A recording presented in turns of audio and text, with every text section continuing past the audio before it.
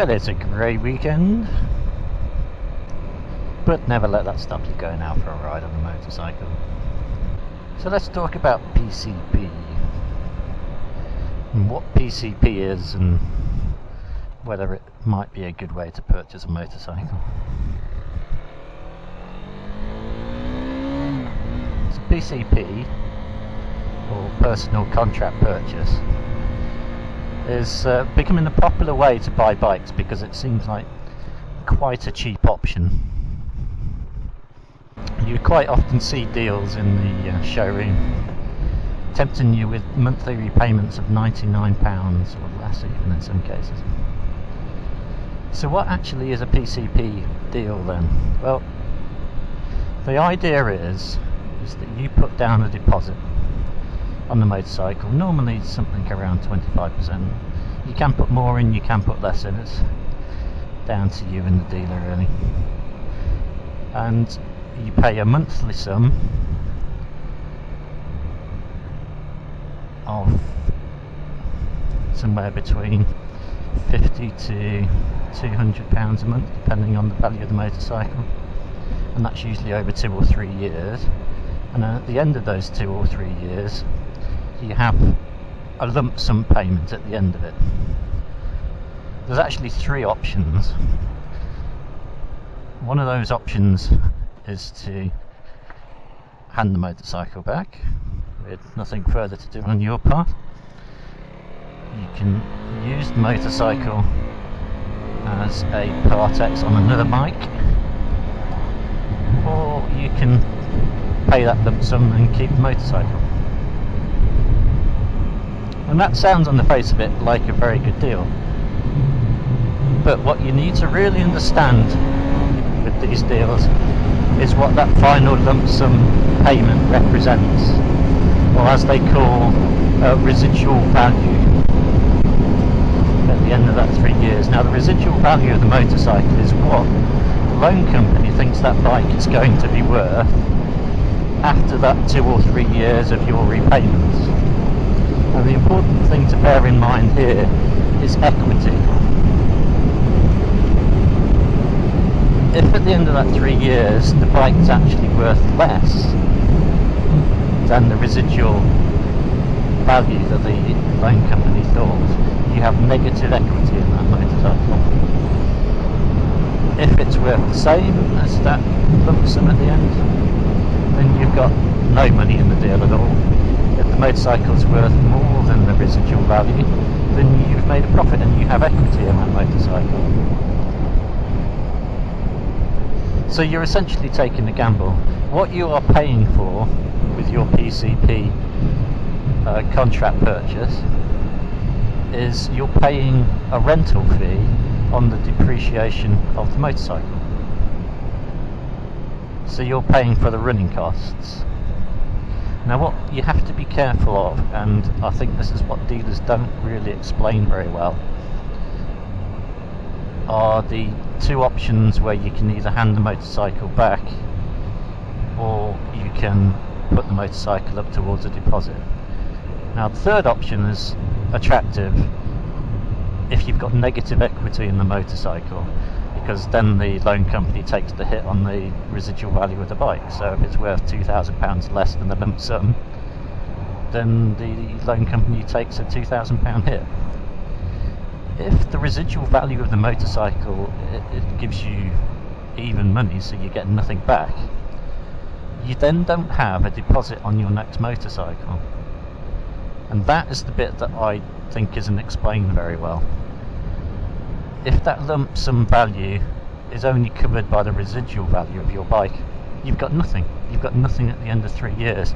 So if you want a new motorcycle, you've got to find that 25% deposit again.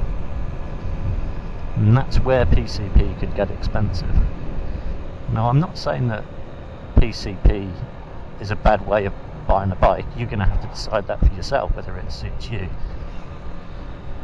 But the difference is, if you're doing it on a personal loan, or you're doing it on a hire purchase, although your repayments are going to be higher, you actually own that bike at the end of it. You've got to work out for yourself which is the better way of doing it. Of course, you're going to be paying interest on that PCP as well. Costs 7,800 thereabouts on the road. Now a typical deal would be to put down £2,000 deposit. Your monthly repayments are around about £100 a month, so £25 a week, thereabouts. And at the end of that 3-year period, it would be a lump sum payment of about £3,800, and that is at an APR rate of 9.8%, I think it was. So the total interest on that PCP contract is about £1,200 over the full term. The residual value that they list on that deal is £3,800 thereabouts.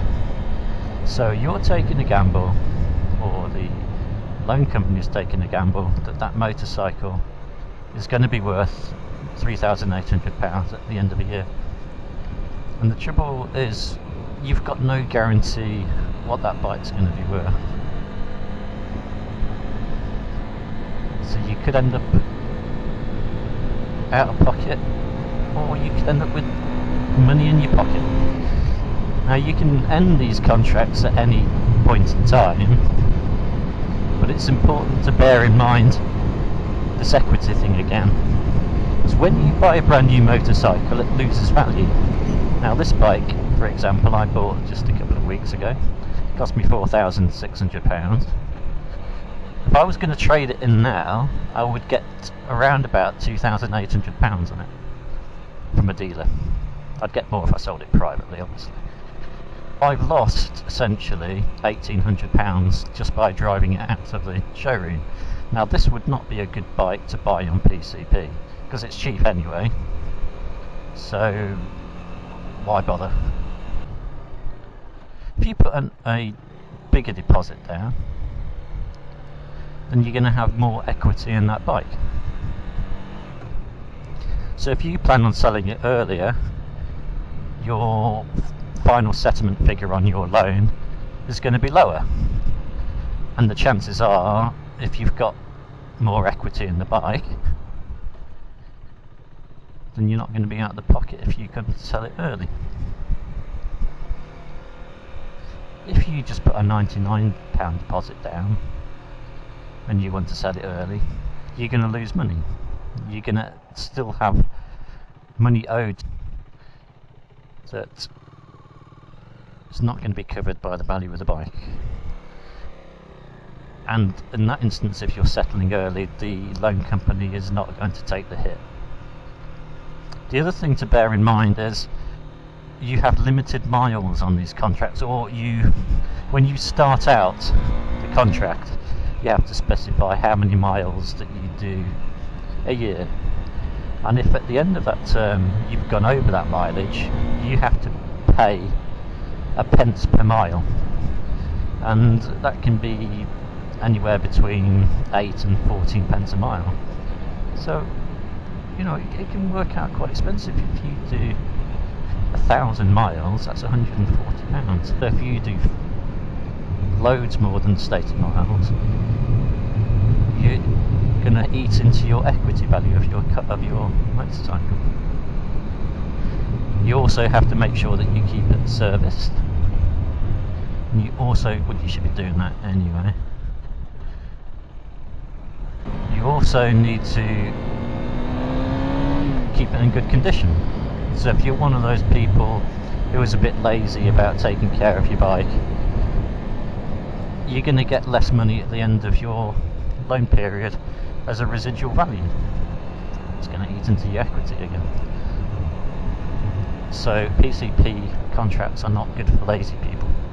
At the moment, interest rates are fairly low, although these PCP deals, they're quite variable. I've seen some as low as 5 or 6% APR, and some as high as 18 or 19%, and I would say definitely avoid those because they are not value for money. So now you understand what PCP is,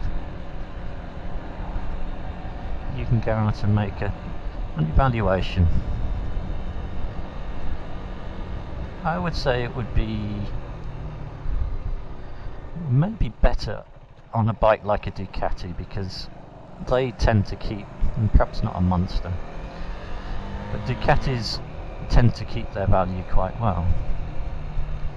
Something like an MT-09 is probably going to drop in value a lot faster because there's going to be a lot more of them about,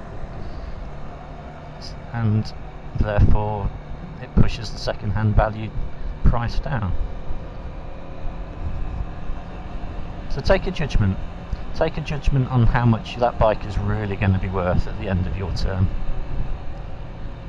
and then work out for yourself if you think it's going to be good value for money. It's very attractive to see that low monthly repayment, but just bear in mind that big blue balloon payment at the end of that contract, because you may or may not make money on that. And the last thing you want to be is without a motorcycle at the end of your 3 years. Having said that, there are some good positive aspects to it, in that you can afford to have a new motorcycle at quite a low monthly payment. So if you really must have a brand new bike, it's quite a cheap way into it. If you don't mind taking a hit on just renting the bike and just thinking it as a rental agreement over those 3 years and not expect anything out at the end of it, again, it's probably the right deal for you. But if you're expecting to make a profit by doing a PCP purchase, then I think you're probably in it for the wrong reasons. And if you're really stretching your budget for PCP, because that's all you can afford, again, I would say be wary. You might be better off just going for a bike on the second-hand market that's already lost its main depreciation value and getting a personal loan. At least at the end of that, then you will have a asset